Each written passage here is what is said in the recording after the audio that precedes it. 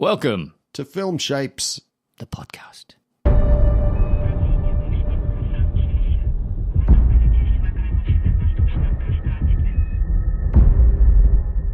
Welcome, people. This is a spoilery talk about Blade Runner 2049, which I saw a few months ago now, late 2017. I think it's going to be released on DVD and Blu-ray very soon, if it hasn't already. Roly, hi. Hi. You're just about to have a sip of tea, aren't you? Yeah, I've got the vanilla chamomile thing out, so That's good. it's an old favourite. Yeah, it's all right. Sugarless, but good. But the audience doesn't want to hear about that. No. Of course, they want to hear about Blade Runner 2049. Let's get cracking. Firstly, did you see this at the cinema? Officially, I think I need to say yes. Okay, But yep. but it was a small... Small screen cinema. Yeah. I gotcha. Yeah, yeah. I think it needs a big screen. But I firstly, I'll put my cards on the table. I quite loved this film. Yep. It's a follow-on from the original Blade Runner from '82, and then subsequent better cuts. I would say you can't really discuss this film without discussing the original Blade Runner as well. Correct. Yeah. This comes about 30 years after that ended, right? Yep. And Ford's character Deckard has gone missing. They're still it's still in that sort of, what was it called, San Angeles, the sort of what do you call that, megalopolis? Yeah, it's kind of a pastiche of a lot of modern cities, and I noticed a little bit of Korean style writing in there as well. But there's obvious Tokyo references always with Blade Runner. But are you talking about the original or the new one? The new one. Because I've noticed, and someone brought this to my attention, possibly Merv actually, that it was much more prevalent in the first. Lots of like signage, Asian signage, kanjis and things like that. Yeah. Compared to this one, it wasn't really touched on that much. I tell you one thing about the future that, as represented in these films, is it's very smoky, and there's a lot of fog. It's wet as well. It's wet, but yeah, it's kind of hard to see. There's always smoke in front of things. Yeah, well, that's probably going to happen. Yeah, isn't it? Sadly, possibly. But probably more so in the first one. But the cigarette smoking and everyone was still. Yeah. That's right. Yeah, it looks great. That's the first thing that I've got to say about this whole both of the films. The first one, the atmosphere is fantastic. And the first film, correct me if I'm wrong, but it was it looked so amazing, but it was it was done in a kind of clever way, quite cheaply, wasn't it? Isn't there a bit of legend around that now? We used some old upside down TV screens to create this. Yeah, I would say so. I don't know the full workings of what happened behind the camera, but yeah. Whereas obviously the new one, there's a lot of computer-generated stuff, but it still looks amazing. It's great. It's followed on from the original really well. Yeah, I stuck to it. It tried to emulate that. I think, of course, the timings at 82 to 2017 quite different, and the budgets. This one cost about 155 million American, apparently. I'm going to cut through it with a big question here. Okay, is it a better movie than the first? For me, no. For you? I'm going to make an argument that it could be a better movie than the first, and that's going to make a lot of film nerds kind of... Do you mean it could be if they fixed it? Upset at me. How do you mean not necessarily. Not necessarily. I think we'll get there. Yeah. Firstly, some of the issues I have with this film, maybe, and both films, I think, in a way, is this whole android thing. Are we really expected to believe they're running around like indistinguishable from humans? Yes. Like this? Yes. And we're still, driving cars around and in the air. We're flying cars around. Flying cars around and smoking cigarettes and hanging out. Why, if these androids are made to work off-world on other planets and things, why would they, and only live 4 years, that's an important part of the story, why would they have things built in like fear and anger and some of these love-type emotions? Where does all that come from?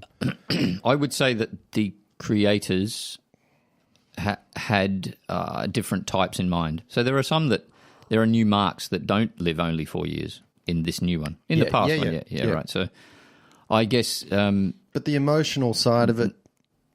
Why? Once it starts being emotional like that. It's kind of virtually a human, isn't it? I just punched the mic. Sorry. Where's the emotion in those replicants? Well, they get angry. They're always getting angry. Yeah. Okay. I think go back to the first film. Was there much emotion in those 5? Was it 5 of them that escaped? Probably. Well, there was definitely the fear and the idea of I don't want to live for 4 years. I want to. But so there's a bunch of other. Okay, but that means they're sentient. That means that they think there's more to it. Well, yeah. So. Well, when they're not just really an android, there. I don't know. I just have a bit of an issue. Oh, well, so but you're with getting this idea that androids are just going to be just like humans. But you're getting right into the middle of the whole argument of this one specifically about rights, human rights for replicants as well as for humans. And the first one was about that as well. Yeah, this one digs in a bit. I mean, there's going to be some sort of. Were there a second one after this? That it'll be a revolution of type, I suppose, wouldn't it? Like they're setting that up if they make another one. Yeah. Now the other thing along the same lines is the questioning scene in the first one and the second one. They have a bunch of questions they ask the android. You see a turtle on its back. You don't turn it over. Why don't I turn over the turtle? That one. It's a great scene. Great scene. Yeah, that was in the first one, though. The Voight-Kampff test, yeah. So, whereas in the second one, which we're talking about, is the test seems completely different, doesn't it? Yes, yeah. It's not quite as entertaining. It's a little bit more it's stuck. It's very kind of odd, isn't it? It's not. Yeah, it's an odd test. They've obviously worked out the old test didn't work too well. That ended up resulting in people getting shot very quickly. Right. Yeah.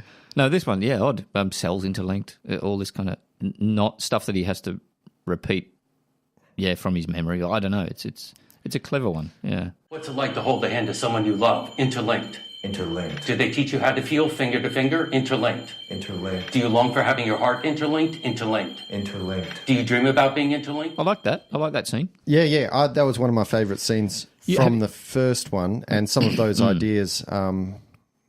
What? And at one point, there's a roast turkey on the table and some boiled dog. What do you do? Well, that's normal, isn't it? Yeah. Well, Rachel gets one of those tests as well, doesn't she? I think maybe, yeah. Deckard gives her that test. And I'm definitely paraphrasing there. It said something slightly different to that. You see a fly, what would you do? I'd kill it. Yeah, and it's yeah. Have you read the book? Do androids dream of electric sheep? No. I understand it's fairly loosely based, though. Very, but there are for the first one, it's very loosely based. But I reckon they snatched a piece of the police station. That when I saw the stuff in the police station, him walking through the corridors and getting attacked by, or not attacked, but abused by the other police, the human police, I guess. It's that reminded me of a couple of scenes in that book. Yeah, you are talking about the first movie. The second one now. Oh, hang on. It gets confusing, doesn't it? But that's the thing. It's so enmeshed. It's almost like you've got to see them back to back, which I didn't do. Well, this is where my argument goes for this second movie, actually. It's doing more with the subject. It's going into the subject more deeply than the first one did. And watching the second one, after watching the first one, which I just did, I thought the first movie kind of starts to look a bit like a cops and robbers kind of film. And this is much deeper. It has a deeper approach to the subject. Yep. There's more going on. It's a more complex film, plot-wise, definitely. And it does a good job. In some ways, I'd argue it's better because it also makes the first film better. Oh, very nice. I think it's pretty good because it makes the first film better. It doesn't make the first film better, does it? I think, well... It adds to it. It adds to the first film in a way that... But that Blade Runner itself would still be brilliant without this film. Would it be as good, though? Yeah, I think so. There was no need to make this, to be fair. I don't think they had anything... Yeah, okay. Well, okay. Yeah, perhaps there was, but it wasn't really answered. People are still deciding if Deckard himself is a replicant, right? Even Ridley Scott and Harrison Ford and Hampton Fancher, the writer, are fighting about this. After this movie, he's, as far as I see it, of course he's a replicant. Which one? Gosling? Yeah. No, Ford. No, Ford. No, not necessarily. Well, how is he surviving out in the radiation zone? Good point. Why does he say he doesn't know if it's real alcohol? Ask the dog. I completely missed that one. Now I remember. Ask the dog. It's licking it on the ground, right? Yeah. There's no ambiguity there for me. You think they've completely sold it that he's a replicant? Mind you, he's a bit of a piss weak replicant in fighting terms because he's always having more trouble than the other guys, isn't he? Yeah. He holds his own, but yeah. Well, after Blade Runner, the original, I thought he's got to be a replicant, and now I'm not so sure. Oh, okay. Well, I think maybe you've got to watch it again. I think maybe. I will. Yeah, I will watch it again, but I don't think it'll change my. Maybe it's good to not know for sure. Yeah, well, you can tell yourself whatever you like. All right, let me. The other thing I liked about this, I did like the holographic girlfriend. Yeah. She was pretty cool and pretty crucial to the whole idea of this film as well. Well, he's showing emotion that you suggest he shouldn't have as a replicant. Well, there's a sense that he might be going through the motions, which I think Gosling performs well. Some would say maybe it would take a hologram to enjoy Gosling's performance in this film, but I thought it was actually pretty spot on. You're not referring to what I said about Gosling earlier.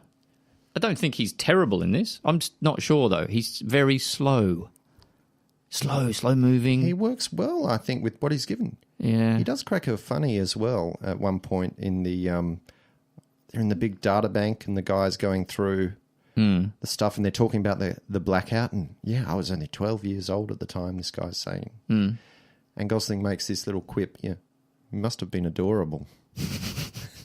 And it's like quite unexpected, but something actually, I'll give him that. Yeah, I don't know. I mean, I'm thinking of other films he's made. Is he a good actor or is he a little bit bland? I'm not sold yet. Although in The Nice Guys he was pretty funny. He played a bit of a loser in that. It was a good film. Haven't seen it, but I like the whole the whole shtick he's doing with this. Well, maybe that's it.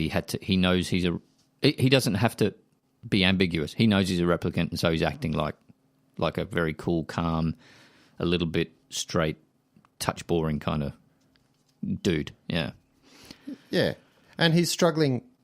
He gets angry. He does show a range of emotions, but it's always within the confines of this. Yeah, not knowing whether the emotions are real or just performed as part of his thing. That's what I like about this film. It gets more deeply into the subject matter of what is your reality? What is your what is it to be human? The first movie kind of briefly touches on that, and there's a few lines, but with this movie, it's all through it. Okay, yeah. So that makes it better than the original? I don't know. For me, I think it's a more entertaining. Oh, that's not interesting. Just entertaining. Not a just entertaining. Really. Strong word.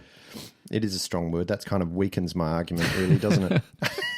Well, I think that the first film is more entertaining because it is more straight down the line. It's a chase film. Yeah, it's a chase. He's got to collect these replicants and sort them out, and behind all that is the kind of are the ambiguities and things like that. But this one, if anything, it's too complex. I think this is a more brainy film. Yeah, but that doesn't necessarily make it better for me. I like a brainy film, but it wouldn't be. I wouldn't say it's got the possibility of being better.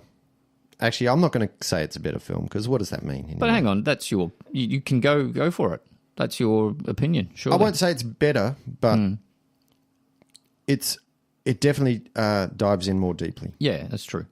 I would think maybe they didn't need the subplot of the rebellion, the growing rebellion. Oh, yeah. You know, I just thought that sort of popped up a bit. There was one of the... Oh, but you know what's important there is his disappointment when he kind of finds out that he's not the child. That could have been arranged some other way. The police sergeant could have told him that somehow. I don't know. There are other ways to... I just think the characters of that blind woman, was she blind? The old woman? Yes. Oh, yeah, I think she might have been blind. And the prostitute replicant? She was important because she was the physical form of Joy, wasn't she? And she came to rescue him. Yeah. From Radiation Central. Yeah, but I don't know. They're true. Yeah, I don't know. It seemed like that was a bit unnecessary. It sort of bulked it up. Maybe it's just that I thought, shit, they're going in that direction now, and we've been here for 2 hours and 30 minutes already. Are they going to continue? Is it going to go to 4 hours? This film? Maybe that's. Yeah, it wasn't the shortest film. I like a shorter film generally. Yeah, but I'll forgive this one because it had a lot of explaining to do. So and it did it quite well. Apparently, Ridley Scott himself thought that it was too long. He didn't like the length of this. Yeah. Okay. But it could have been cut, but then you'd lose parts. I think it's very well made. It's probably the third best for me, the third best film that I saw last year. Yeah. Okay. Yeah. So if Blade Runner original had have been released last year, would you have really given that the first? First. Still, that's in my top 10 of all time, man. I just love watching it. You can pare away the all the great looking stuff and the acting and the music even, and get to that basic chase part of the story if you want. But I think it's all the other stuff that makes it watchable. All the kind of cool scene, the scenes where he's chasing the first female replicant, and he shoots her through the glass, and the glass shatters. And but I would say that is a lot of people's appreciation of that original film comes from the visual impact of the film. Yep. Which, if you look at that film now, yes, it was done really well and it was really clever for the time, but it doesn't look, as great as it did. I don't know. I if you like that kind of design, that kind of like you said, lacking CGI, of course. Yeah. So that toy, amazing. Those crazy little man's toy armory that he has. Those weird, they're replicant toys. They were dwarfs. What? Did you think they actually made them They were actually little people. No. I mean, what? they look great. They look weird and great, is what I mean. That scene. Were they dwarves? Oh. Well, little people. Yes, thank you. I think a lot of, and don't get me wrong, the first film is amazing like that, but it's amazing because of its visual impact, I think, more than because of the way the story wove around. Yeah, I guess you can separate that, or you can just see it as a whole, as a great film. It feels a little bit dated in some respects, more than others, I think. Okay. I mean, even that kind of really uncomfortable scene, I find it quite uncomfortable, where Harrison Deckard, won't let let Rachel leave, and essentially rapes her, which has pleasant saxophone music over the top. She finally says, "Oh, okay, I'll say I love you." That's an odd choice, and that was that just felt a bit kind of 1980s, a bit awkward. Director. Yeah, I don't want to really defend that, but he's working out if she's a replicant or a human, I suppose, and he really believes she's a replicant, which she is. Therefore, he's decided he's treating her as non-human, and I suppose that's underlined by the fact that he's a bit of a prick with her, a lot of a prick with her. Well, and he's a replicant as well, but he doesn't know it. Knows. He doesn't know it in that film. Oh, he doesn't know he's a replicant in the first one? I don't think... Well, no, that's quite possible. Yeah, okay. No, I'm pretty sure he doesn't know that. Yeah, okay. And maybe he still doesn't in 2049. Oh, fuck off. No way. Yeah. Anyway. But also it shares something else with the original, the new one, in that it's pretty much bombed at the box office. Yeah, right. Well, I think history is going to treat this film a lot better in future. Yeah, maybe. I mean, this cost apparently, well, like I said before, about 150 million to make. It's only made 250 back. Sounds like a profit, but generally, what with marketing and all that rubbish, you probably need 2.5 or 3 times your budget before it is profitable. Normally the other DVD. Well, I don't know if we even say DVD releases anymore. I'm not sure we do we? Well, but there'll be some sort of Netflix release and things like that, which I guess will pull in other monies. Yeah, but that doesn't count to the box office because box office is cinema release. Yeah, cinema sales only. But in terms of the overall profit that the movie can make, whether it's a success or not, I guess will yet to be seen on the financial side of things. Yeah, and that doesn't. I mean, it only means something in the fact that maybe these type of, esoteric, thinky type films are not going to be made so much now. If the money men at the studios look at that and go, "Oh, that didn't recoup." I don't think it didn't do that badly though. They wouldn't say it's a total failure. It apparently so. Maybe they had higher expectations, but I don't know. I don't know. If you look at this is like if I looked at Box Office Mojo website, that's got it down as the 35th most earning of the year. 35, that's pretty bad. Yeah, okay. And maybe that's reflected in its award nominations. No nominations for film or director, strangely, except for the BAFTAs, I think. Yeah, Villeneuve got a BAFTA nomination for director, but not Oscars. Deakins has got a few nominations for his cinematography. He's a great cinematographer. Yeah, yep. And it's got a lot of tech awards like visual design and sound mixing and stuff. So. Well deserved. Look, I reckon this film does a balancing act really well. Yeah. And it could have gone to an extreme of being, really bad and doing the first film a disservice. I don't think it did do that. No. It did a great job. Yeah. Yeah, I think I reckon it's a great film. Whether it's as good, I don't want to be comparing it in quality to the first. It's as good as the first, isn't it?